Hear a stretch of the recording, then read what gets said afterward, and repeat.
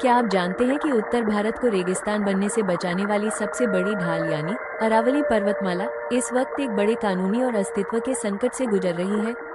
Supreme court के एक हालिया फैसले और अरावली की नई परिभाषा ने पर्यावरणविदों की चिंता बढ़ा दी है। आखिर क्या है ये पूरा लफड़ा? चलिए विस्तार से समझते हैं। दृश्य 2। विवाद की जड़। 100 मीटर का नियम। विवाद की मुख्य जड़ है अरावली की एक नई वैज्ञानिक परिभाषा।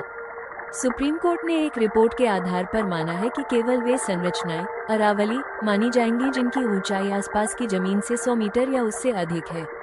लेकिन यहाँ एक बड़ा पेंच है। पर्यावरण जानकारों का कहना है कि अरावली की लगभग 90% पहाड़ियाँ 100 मीटर से कम ऊंची है। अगर यह नियम लागू होता है तो ये छोटी पहाड़ियाँ अरावली की श्रेणी से बाहर हो जाएंगी और उन पर कानूनी सुरक्षा कवच खत्म हो सकता है। दृश्य 3। खनन और आर्थिक पक्ष। Balanced view. एक तरफ राजस्थान सरकार और माइनिंग इंडस्ट्री का तर्क है कि राज्य के विकास, राजस्व और हजारों लोगों के रोजगार के लिए माइनिंग जरूरी है। उनके अनुसार परिभाषा स्पष्ट होने से कानूनी उलझनें कम होंगी। लेकिन दूसरी तरफ सुप्रीम कोर्ट ने स्पष्ट कहा है कि सतत विकास सस्टेनेबल डेवलपमेंट जरूरी है। कोर्ट ने नए माइनिंग पट्टों लीसेस पर तब तक रोक लगाई है जब तक सरकार एक ठोस संरक्षण योजना पेश नहीं कर देती। दृश्य 4।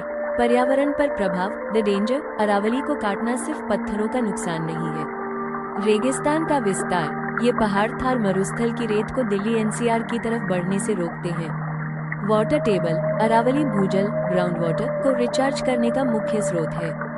इन्हें काटने से पानी का संकट गहरा जाएगा।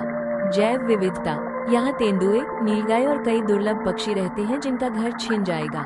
दृश्य 5। निष्कर्ष और समाधान। लीगल और सोशल स्टैंड। कानूनी तौर पर यह मामला अभी भी अदालतों और नीति निर्माताओं के बीच है।